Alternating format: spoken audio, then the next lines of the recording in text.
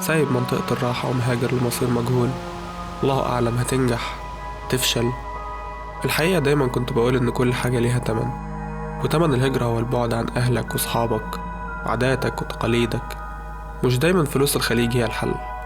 في إحساس بالذات والكرامة ملقتهاش غير في كندا، وإن مواطن أقدر أجتهد وأنجح بدون ما حد يسألني أنت منين، مصري ولا لبناني، هندي ولا باكستاني. لما جيت كندا وجيت أدور على شغل وحبيت أعمل CV، قالولي ما تحطش صورتك ولا سنك ولا حالتك الاجتماعية ولا حتى جنسيتك.